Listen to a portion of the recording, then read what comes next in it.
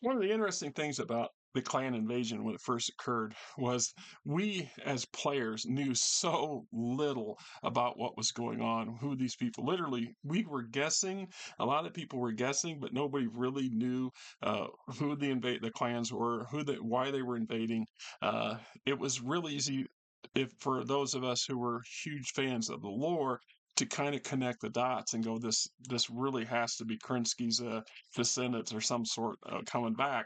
So what we didn't have access to, of course, was a lot of the what went down behind the scenes with the clans prior to their invasion, and anything about their home worlds, any of that stuff was all much later that we became aware of, and was something that was retroly specful down the road. And this is one of those little entries that really pop out from that perspective. So we have operational turning points, the revival trials. So at the end of the day, you come in here, and I read this, kind of studied it a little bit. Yes, no, Mama, I can't sit here. No, I know now now you want attention. You've been ignoring me for the last two videos. Now you want attention. All right, this is my life. So it talks about, let's see where to find that. Welcome to the next installment of the series of operational turning points campaign, blah, blah, blah. Players the opportunity to fight in a landmark series of combat trials to determine which clans would carry the torch to Kerensky's legacy back to the inner sphere. Operational turning points revival placement trials allows the players to different options surrounding the placement trials, including individual player campaigns, guidelines for running multiplayer tournaments, and two mini campaigns that bookended the trials themselves. The general information contained in the Atlas and Combatant section gives the players the tools needed to fight in these engagements, while the track section details pivotal battles in the campaign. So we have the genesis was how many clans were going to participate in this invasion.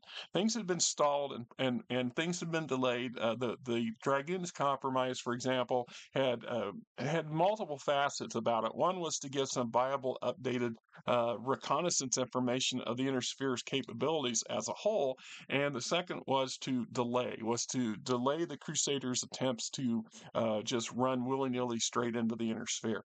In part, another one of those things that came up along with these discussions was the number of clans that were going to be allowed to participate in the operation. And the initial concept that the Smoke Jaguars clan, Leo Showers, I believe, was pushing for was two. He felt there was only two. They only needed two freaking clans at all, and they were going to just roll right over top of any kind of opposition, just by the sheer skill set and technological advance that that the clan warriors had over the inner sphere, as in the Crusaders' minds.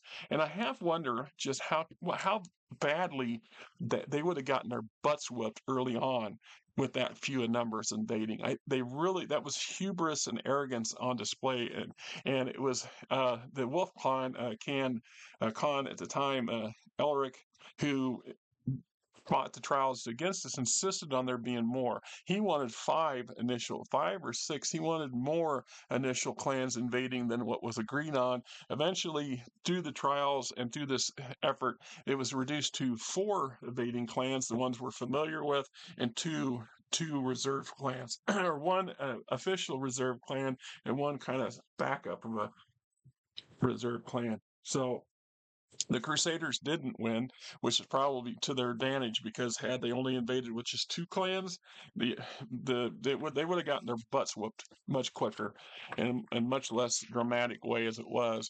So we get into the well, come on, Mama. There's not room for both of us. Go on, get over there. All right. So we get in an atlas for Stratomachi itself, Makani. I can never pronounce it appropriately. First discovered in 2792, Stratomachy was the most promising system in the Kerensky cluster. Alexander Kerensky's wife, Katyusha, named the Terran-like planet, which means land of dreams, right, in the Kerensky's native Russian. The system was not colonized until 2795, and by the outbreak of the Pentagon Civil War in 2801, Stratomachy had become a thriving colony world capable of sustaining several adapted Terran species, which would become the clan totems, etc., etc. So we got train tables and other worlds here: Marshall, Foster, Homer, Horde, and Launderholm. Then we get a nice map, a nice clear map of the cluster itself and the Pentagon worlds over here, and Tanis just floating out here in the middle of nowhere. Then we get a perspective map from just how far away clan space was or is, and what kind of lies in between, how much and how little is out there. And we got random assignment tables to make things, interesting and chaotic. Then we have the honor road to revival. The return to the inner sphere was impossible for us. Our heritage and our convictions were different from those, except for from General Order 137. Isolation for more than 200 years, the clans of former Nicholas Kerensky had split into two different political camps. The core of the primary ideological divide between these parties was a disagreement over interpretation of the Great Fathers Kerensky's General Order 137, or the Hidden Hope Doctrine. One group, self-styled the Crusaders, believed Kerensky's word meant the clans were one day to return to the inner sphere in a conquest after the fires of war burned out the successor states. To be spearheaded by Clan Smoke Jaguar and the Jade Falcons, Crusader movement believed they were meant to reestablish the bonded Star League and rekindle the spark, etc. Then we had the Wardens opposing them, calling the Wardens, believed the Hidden Hope was not a license for conquest, but one of defense and peacekeeping, right? And so on and so forth. So Crusader clans initiated several votes favoring invasion, first occurring in 2980, with the Wolves and Coyotes holding dominance in Grand Council. The vote failed to pass. The year 3000, the Wardens and Crusaders reached a compromise, resulting in the dispatching advanced scouts, i.e. Wolf Dragoons. Grand Council debates over the invasion died down until 3048, when a Comstar explorer vessel jumped in from into clan space. The outbound light brought the clan's greatest fear to the fore. Blah blah blah. If the Comstar could find them, then so could the houses. All right. See, another proposal, another fight, another dispute. As was right, clans right, Khan Ulrich Kerensky immediately demanded a trial of refusal against the vote. Initial 16-1 odds fell to 4-1. Crusaders bid amongst themselves for the right to hold the vote for an invasion. Stratomachy's Mars Field Proving Ground arc led the Wolves' third battle cluster against clusters from clans Barak, Ghost Bear, and Jade Falcon, and Smoke Jaguar. Elric split the Wolves' forces into three parts, engaged each clan troops individually, etc., etc. All right, so, and basically they failed, but they won, right? Unanimous vote, blah blah. Leo Showers was voted Ilkhan. Post remained dark since the 2947. During the Grand Colloquy during which Illa going for that bathroom again, huh, Mama? Yeah, she pees a lot. I think she's getting diabetes. Goes her weight. I keep telling my wife to not feed her as much, but she's getting real fat. It's not helping her none. It's all right, Mama. Do your business. Let's see as it goes. And it's in here to talk about where they originally wanted only two get right here. Ilklan Showers, Jade Falcon, Sakan, Alessius Critchell began planning Operation Revival. The Crusaders asserted that only two clans would be necessary to conduct the invasion of the Inner Sphere. Wardens felt the assets of at least 5 clans would be needed. The Crusaders claimed 5 would be overkill. 5 clans would be overkill, but at Warden insistence, the Kerensky compromised in sending 4 clans to the Inner Sphere with a 5th clan that would act as a ready reserve to be acted as necessary. Did you get it done? You doing any more? Okay. You okay? Yeah. Yeah. Okay, Mama. Just checking on you. All right. Invasion planning. Yeah. I just they didn't make it with 4, let alone 5 clans. They damn near came close, but it wasn't sufficient. 2 clans would have been grossly undergunned. They would have been really in a bad spot in a hurry. And of course, that would change the entire vibe of the whole game. So obviously, they couldn't allow that to happen. So we ended up with where we got. On the road to revival. So basically, Clan Wolf fights a bunch of battles against, to decide who, what, where, and how.